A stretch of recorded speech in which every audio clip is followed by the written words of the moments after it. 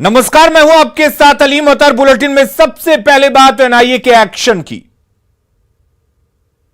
और Patna terror module के खिलाफ एनआईए आज बड़ी कार्रवाई कर रही है। बिहार के करीब 30 लोकेशन पर सर्च ऑपरेशन को अंजाम दिया जा रहा है। यह मामला पटना टेरर मॉड्यूल और फुलवारीशरीफ से संबंधित पीएफआई संस्था के कई संदिग्ध आरोपियों से जुड़ा है।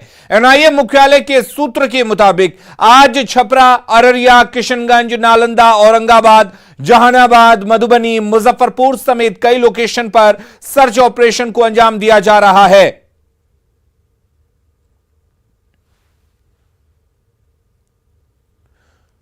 तो बिहार में एनआईए एक्शन में है और एनआईए की तरफ से बड़ी कार्रवाई की जा रही है। आपको बता दें, कई जगह पर छापेमारी की जा रही है। फुलवारीशरीफ आतंकी मॉड्यूल मामले में यह छापेमारी की जा रही है। मोहम्मद परवेज से पूछताछ की जा रही है, जो पीएफआई का एक्टिव सदस्य है। दरभंगा के शंकरपुर में एनआईए ने छापा मारा है। इसके साथ ही ये 5 तस्वीरें छापेमारी की। मुजफ्फरपुर, कटिहार, फुलवारीशरीफ, दरभंगा, अररिया की ये तस्वीरें। 5 जगह पर टेरर फंडिंग मामले में एनआईए ने एक्शन दिखाते हुए छापेमारी की है। कई महत्वपूर्ण दस्तावेज भी इस दौरान बरामद किए गए हैं।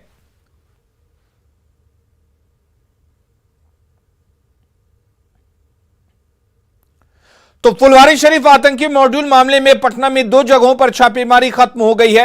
पटना के फुलवारीशरीफ इलाके के गौनपुरा में एनआईए की टीम ने छापेमारी की है। गौनपुरा मूल रूप से ग्रामीण इलाका है, लेकिन कुजम्मा खान के घर में सीसीटीवी कैमरे लगे हैं, जो एनआईए की टीम के लिए जांच का विषय है। घटनाक्रम का जायजा लिया न्यूज 18 संवाददाता संजय कुमार ने। फुलवारीशरीफ टेरर मॉड्यूल मामले में एनआईए की टीम ने आज दबिश दी है। बिहार के कई इलाकों में आज छापेमारी चल रही है। इस वक्त हम फुलवारीशरीफ इलाके में हैं और गौनपुरा ये ग्रामीण इलाका है और यहाँ पर ये छापेमारी चल रही है। मोहम्मद खली, कुजुम्मा खां एंड यास्मीन मंजिल गौनपुरा, ये उनका मकान है और यहाँ पर छापेमारी चल रही है। जो अब तक जानकारी मिली है उसके अनुसार एनआईए की टीम ने पीएफआई टेरर फंडिंग मामले में जो लोग जुड़े हुए थे, दरअसल उनके बारे में जानकारी मिली थी। एक रजिस्टर रिकवर किया गया था फुलवारीशरीफ इलाके से ही, जो पीएफआई का कार्यालय था वहाँ से। उसमें कई लोगों के नाम आए थे जो बिहार के विभिन्न जिलों से जुड़े हुए थे और उन्हीं के ठिकानों पर आज ये छापेमारी चल रही है। और छापेमारी में क्या कुछ हासिल होता है ये तो खत्म होने के बाद ही पता चलेगा, लेकिन जो अब तक जानकारी मिली है, जो टेरर फंडिंग का ये मामला है, इसमें कई क्लू एनआईए की टीम ने खंगाले हैं और उसी के आधार पर ये पूरा ग्रामीण इलाका यहाँ पर आप देख सकते हैं और पुलिस की टीम जो है एनआईए की टीम के साथ है यहाँ पर। और यहाँ पर 2 ऐसे ठिकाने हैं जहाँ पर ये छापेमारी चल रही है। जो विजन था 2047 तक भारत को मुस्लिम राष्ट्र, इस्लामिक राष्ट्र बनाने का, तमाम जो आपत्तिजनक चीज़ें थीं वो रिकवर की गई थी पटना पुलिस द्वारा। बाद में सारी चीज़ें हैंडओवर कर दी गई थी एनआईए की टीम को। और एनआईए की टीम ने इसके पहले भी छापेमारी की है इस मामले में, लेकिन कई लोग छूट गए थे और आज उनके ठिकानों पर ये छापेमारी चल रही है। सीमांचल के एरिया है, अररिया है, छपरा है, पटना है और दूसरे ज़िले हैं जहाँ पर ये छापेमारी चल रही है। एग्जैक्ट लोकेशन अभी पता नहीं चल कि कितनी जगहों पर छापेमारी चल रही है। एक चीज़ और है, जो ये गौनपुरा का इलाका है, आमतौर पर ये ग्रामीण इलाके के तौर पर जाना जाता है, लेकिन यहाँ सीसीटीवी कैमरा भी लगा हुआ है। ये तस्वीरों में आप देख सकते हैं। और निश्चित तौर पर सीसीटीवी कैमरा लगाने का क्या मकसद है, हालांकि सिक्योरिटी पर्पस से भी लोग लगा सकते हैं, लेकिन जाहिर सी बात है इस तरह की तस्वीर जो है वो चौंकाती है। बहरहाल ये जांच का विषय है और एनआईए की टीम सारे सबूतों के आधार पर तथ्यों को खंगालेगी और इसके आधार पर जो आज छापेमारी हो रही है, कई चीज़ें निकल कर सामने आएगी, इस बात की संभावना जताई जा रही है। और इसके बाद भी छापेमारी चलती रहेगी, चूँकि लंबा ये प्रोसेस है और केंद्रीय गृह मंत्रालय के निर्देश पर ही एनआईए की टीम ने इस पूरे मामले की जांच का जिम्मा उठाया है। देखना होगा आज छापेमारी के बाद क्या कुछ हासिल होता है, लेकिन फिलहाल कई ठिकानों पर एनआईए की टीम लगातार दबिश दे रही है। संजय कुमार, न्यूज 18, फुलवारीशरीफ। और हमारे साथ संजय जुड़े हुए हैं। संजय, एक्शन में दिख रहा है एनआईए और कई जगहों पर एक साथ दबिश एनआईए की तरफ से दी गई है। क्या कुछ अब तक जानकारी मिल पाई है?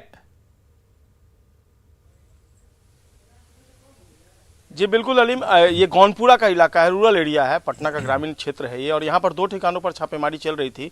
एक ठिकाने पर छापेमारी खत्म हो गई और दूसरा ठिकाना जो है, देखिए यहाँ पर मोहम्मद खली, कुजुम्मा खां एंड यास्मीन मंजिल, यहाँ पर ये अभी छापेमारी चल रही है। बिहार पुलिस के जो जवान हैं आपको तस्वीरों में नज़र आ रहे होंगे और छापेमारी जो है वो अभी भी चल रही है। और छापेमारी में जो सोर्सेज हैं वो बता रहे हैं कि बिहार में तकरीबन 32 जगहों पर ये छापेमारी चल रही है और ये वही लोग हैं जिनके ठिकानों पर जहां छापेमारी चली, जिनके खिलाफ एफआईआर रजिस्टर्ड किया गया था फुलवारी शरीफ थाने में।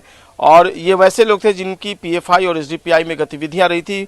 डिफरेंट जो डिस्ट्रिक्ट्स हैं बिहार के, वहां से ये बिलोंग करते हैं और उसी मामले में आज ये छापेमारी चली। जो सोर्सेस हैं वो बता रहे हैं काफ़ी ज़्यादा डॉक्यूमेंट्स भी रिकवर हुए हैं कई जगहों से। और ये किस तरह के डॉक्यूमेंट्स हैं, हालांकि आधिकारिक तौर पर जब हमने बात करने की कोशिश की एनआईए के अधिकारियों से, उन्होंने आपने देखा होगा साफ तौर पर कहा कि इस बारे में भी हम आपको कुछ शेयर नहीं कर सकते हैं क्योंकि ये हमारा ये कॉन्फिडेंशियल इशू है और क्या कुछ मिला है उन्होंने बताया नहीं है। लेकिन छापेमारी चली है और कई कागजात जो है वो अपने साथ लेकर गए हैं। तो ये गौनपुरा का एक इलाका जहां पर अभी भी छापेमारी चल रही है। 2 जगहों पे छापेमारी पटना में खत्म हो गई है और एक जगह तो सुबह तकरीबन 8 से 9 बजे के बीच ही छापेमारी खत्म हो गई थी, फुलवारी शरीफ का जो वो इलाका था।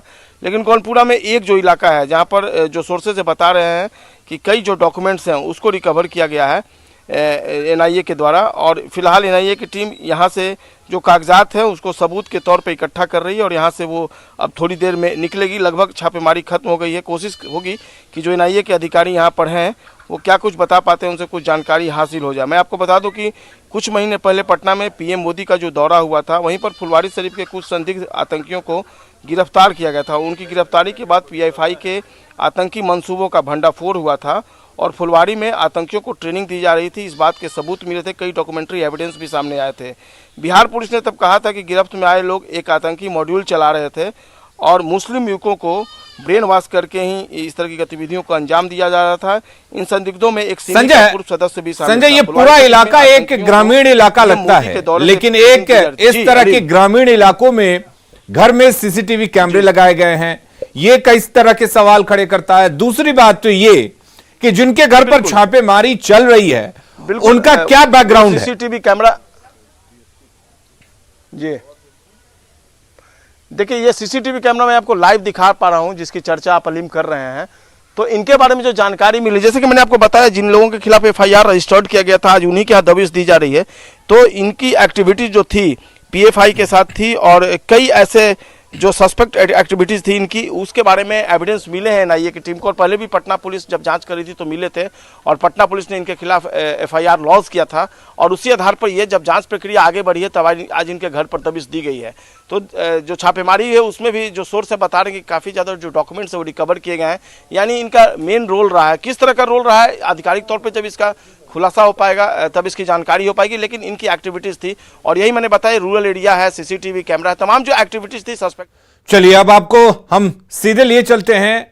नीतीश कुमार इस वक्त पहुंचे हुए हैं गया, जहां पर वो देश के सबसे बड़े रबर डैम का उद्घाटन कर रहे हैं। आपको बता दें, ये देखिए, नीतीश कुमार ने रबर डैम का उद्घाटन किया है। फल्गु नदी पर रबर डैम बनाया गया है। ये तस्वीरें सीधी इस वक्त हम आपको दिखा रहे हैं गया से, जहां पर फल्गु नदी पर देश का सबसे बड़ा रबर डैम बनाया गया है। करीब 312 करोड़ की लागत से इस रबर डैम को बनाया गया है और जाहिर सी बात है कि पितृपक्ष मेले का भी नीतीश कुमार ने उद्घाटन किया है। दरअसल बरसात के दिनों में यहां पानी रहता था, लेकिन उसके बाद जहां पर लोग पितृपक्ष के लिए पहुंचते हैं वहां पर पानी नहीं रहता था। लेकिन अब जब यह डैम बन गया है तो यहां सालों भर पानी रहेगा। कार्य के बाधाओं को पहले पहचान कर दूर करने हेतु कार्रवाई की गई, जिस कारण योजना के सुचारू कार्यान्वयन का मार्ग प्रशस्त हुआ। रुड़की के विशेषज्ञों से परामर्श प्राप्त करने में इनका अहम योगदान रहा। श्री संजय कुमार तिवारी और माननीय मुख्यमंत्री महोदय द्वारा इन्हें ये सम्मान पत्र इस अवसर पर देकर सम्मानित किया जा रहा है। जोरदार तालियों के साथ इस क्षण का अभिनंदन श्री संजय कुमार तिवारी जी का बहुत बहुत उन्हें बधाई। श्री अजय कुमार सिंह कार्यपालक अभियंता, इनकी देखरेख में संपूर्ण योजना को पूर्ण कराया गया। इन्होंने योजना को पूर्ण करने में काफी मेहनत की। संवेदक अपने अधीनस्थ को अनुशासन में रखते हुए योजना को समय से पूर्ण करने में अपना योगदान दिया। श्री अजय कुमार सिंह सर का भी सम्मान माननीय मुख्यमंत्री महोदय ये सम्मान पत्र देकर कर रहे हैं। श्री जितेंद्र कुमार, कार्यपालक अभियंता, योजना में आधुनिक तकनीक के समावेश कराने में इनका योगदान, योजना का दिन रात प्रबोधन करने एवं प्राक्कलन तैयार करने में प्रगति में लगातार समीक्षा कर कार्य समय से पहले पूर्ण योगदान करने में इनका योगदान रहा। और माननीय मुख्यमंत्री महोदय श्री जितेंद्र कुमार जी को अब स्वागत कर रहे हैं, सम्मान कर रहे हैं। एससीसी लिमिटेड संवेदक, इनके द्वारा योजनाबद्ध तरीके से कार्य किया गया अंतर्राष्ट्रीय तकनीक का उपयोग कर भारत का सबसे बड़ा रबर डैम तैयार किया गया। इनके द्वारा आधुनिक मशीन तथा तकनीक का उपयोग किया गया। एनसीसी लिमिटेड संवेदक माननीय मुख्यमंत्री महोदय इन्हें सम्मान पत्र देकर इनका अभिनंदन कर रहे हैं, इनका सम्मान कर रहे हैं। और ट्रैक्टेबल इंजीनियरिंग प्राइवेट लिमिटेड जो परामर्शी के रूप में इस योजना में जुड़े रहे, फल्गु नदी के तल का भू तकनीकी अध्ययन कर सॉफ्टवेयर की सहायता से मॉडल तैयार कर जल की उपलब्धता एवं जल संतुलन का अध्ययन किया गया।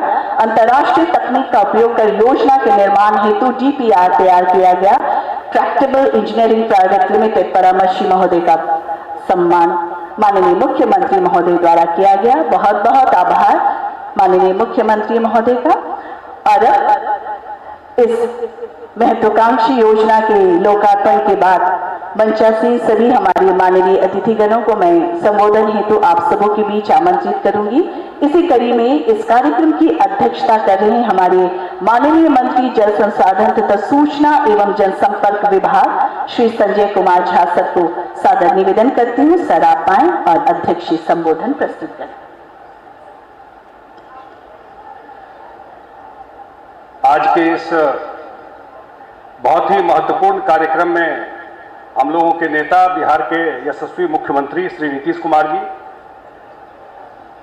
बिहार के युवा उप मुख्यमंत्री तेजस्वी यादव जी, मंच पर बैठे हुए पूर्व मुख्यमंत्री जीतन राम मांझी जी, मंच पर बैठे हुए बिहार सरकार के वित्त मंत्री आदरणीय विजय कुमार चौधरी जी, माननीय मंत्री अशोक चौधरी जी, माननीय मंत्री आलोक मेहता जी, माननीय मंत्री सुरेंद्र यादव जी, माननीय मंत्री जमा खान साहब, संतोष कुमार सुमन जी माननीय मंत्री, सर्वजीत जी माननीय मंत्री, जितने और साथी यहाँ मंच पे बैठे हुए हैं, हमारे विभाग के सचिव संजय अग्रवाल जी, और इस कार्यक्रम में जितने लोग आप लोग आए हुए हैं। आज इस कार्यक्रम का चर्चा मुझे लगता है देश और दुनिया में हो रहा है। आजकल तो सोशल मीडिया का भी जमाना है और सबको देश दुनिया में पता है, क्योंकि ये तो ऐसा जगह है जो अक्षय मोक्ष, अपने पूर्वज के लिए, अपने माता पिता के लिए लोग मोक्ष और पिंडदान देने के लिए आते थे। और जैसे फिल्म में भी दिखाया कि इसको कभी यहाँ पानी नहीं रहता था।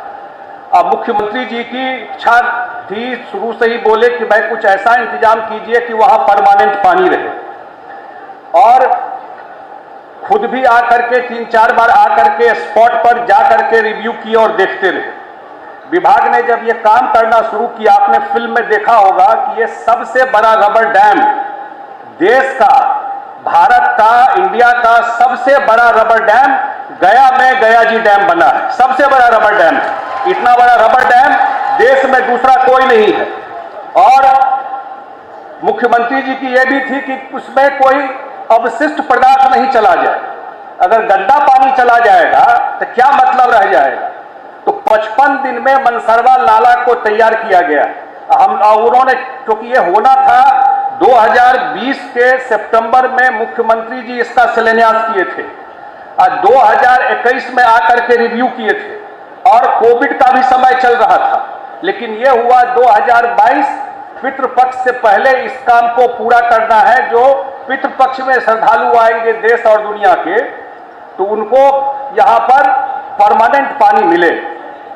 मुझे बहुत खुशी है, इससे पहले जो पूजा करके भी फल्गु नदी के तट पर जो सीता जी का श्राप का बात कहा जाता था, तो पंडित जी लोगों ने कहा कि भाई मुख्यमंत्री जी से पूजा करवा दीजिए इस कार्यक्रम को शुरू करने से पहले। तो फल्गु तट पर जाके पूजा करके आज सीता माता को भी प्रणाम करते हुए जो इतना बड़ा काम इस गया के लिए ही नहीं, बिहार के लिए नहीं, देश के लिए मुझे लगता है जो एक इतना बड़ा काम आज मुख्यमंत्री जी के मार्गदर्शन में हुआ है, तो मैं अपने तरफ से और खास करके जो हमारे विभाग के इंजीनियर वगैरह भी हैं जिनको सम्मानित किया, वो लोग भी लगातार इस काम में लगे रहे। मैं अपने सब तरफ से जितने आज कार्यक्रम में आए हुए हैं, हमारे आदरणीय मुख्यमंत्री जी, जितने माननीय मंत्रीगण हैं, मैं अपनी तरफ से धन्यवाद देते हुए अपनी बात समाप्त करता हूं। बहुत बहुत धन्यवाद। बहुत बहुत आभार श्री संजय कुमार झा, माननीय मंत्री जल संसाधन एवं सूचना जनसंपर्क विभाग बिहार सरकार। और संबोधन के लिए ससम्मान आप सबों के बीच आमंत्रित करती हूँ श्री विजय कुमार चौधरी, माननीय मंत्री वित्त वाणिज्य कर तथा संसदीय कार्य विभाग। सर आप आए इस अवसर पर संबोधित करें।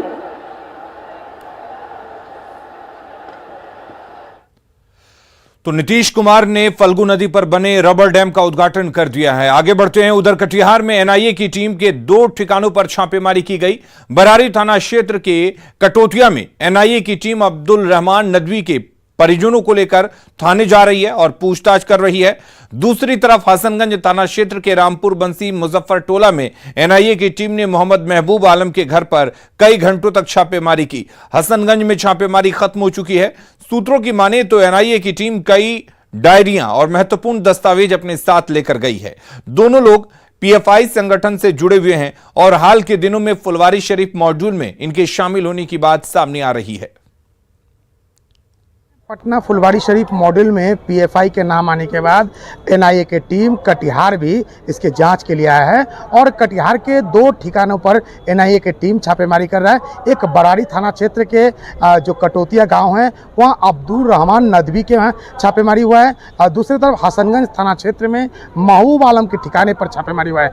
बताते चले ये दोनों का सीधे तौर पर पीएफआई से कनेक्शन की चर्चा आया हुआ है और जो कटोतिया के जो बरारी थाना क्षेत्र का अब्दुल रहमान नदवी है, उनका नाम बाकायदा एफआईआर में भी आया है। इसको लेकर एनआईए की टीम जांच पर पहुंचा है। फिलहाल जो अपडेट है, जो बरारी थाना क्षेत्र में कटोतिया के उनके घर से उनके परिजनों को लेकर बरारी थाना में एनआईए की टीम पूछताछ कर रही है और दूसरी तरफ हसनगंज की बात करें तो वहां छापेमारी समाप्त हो चुका है और महबूब आलम के घर से कुछ अहम दस्तावेज एनआईए के हाथ लगा है। ये सूत्र के हवाले से खबर है। हालांकि एनआईए के तौर से इसका आधिकारिक पुष्टि नहीं है। बताया यह जा रहा है कि देर शाम तक एनआईए के टीम के द्वारा इस जिले से क्या प्राप्त हुआ है, इसकी जो एक आधिकारिक जानकारी कटिहार प्रशासन को दिया जाएगा, तब जाकर पूरा मामला साफ होगा। फिलहाल एनआईए की इस छापेमारी से पूरे कटिहार में हड़कंप है। सुब्रत, न्यूज़ 18 कटिहार। और उधर एनआईए की टीम ने नालंदा में भी छापेमारी की।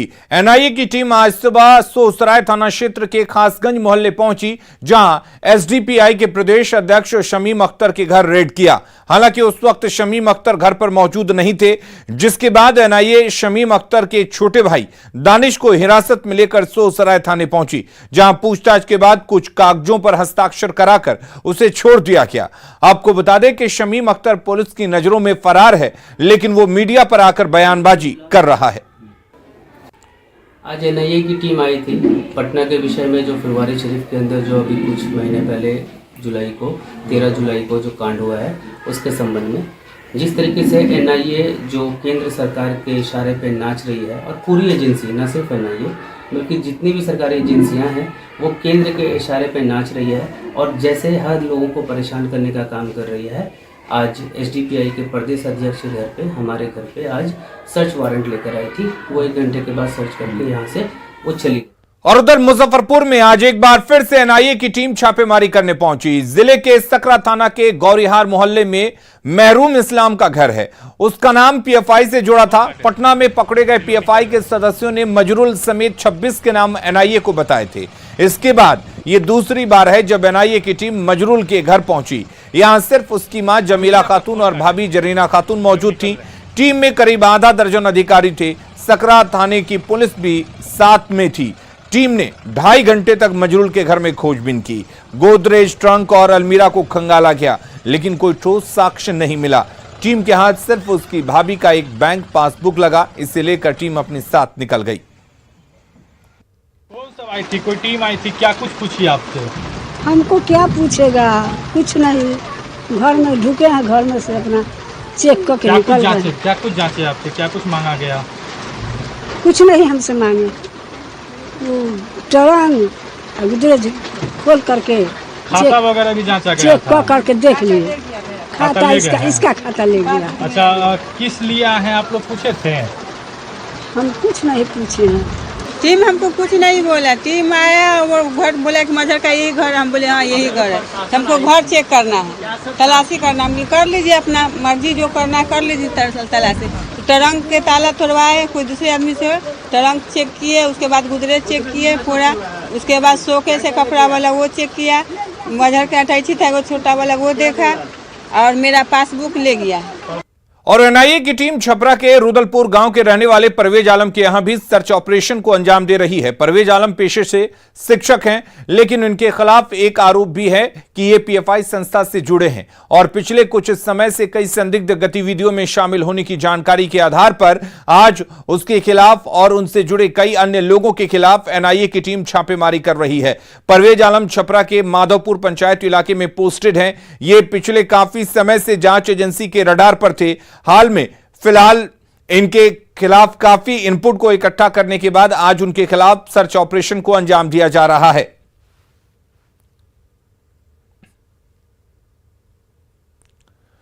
और वहीं वैशाली में भी फुलवारी शरीफ के पीएफआई मॉड्यूल के जुड़े संदिग्धों के घर पर छापेमारी की गई। कटारा ओपी थाना क्षेत्र के चौहान छोटकी छपरा के रियाज अहमद के घर पर एनआईए की टीम ने छापेमारी की। छापेमारी के दौरान रियाज के यहां से क्या कुछ मिला इसकी जानकारी नहीं मिल सकी है, लेकिन पिछले कई घंटों से एनआईए की टीम गहन जांच कर रही है। आपको बता दें कि रियाज का नाम मामले में जुड़ने के बाद पहली बार एनआईए की टीम यहां पहुंची है।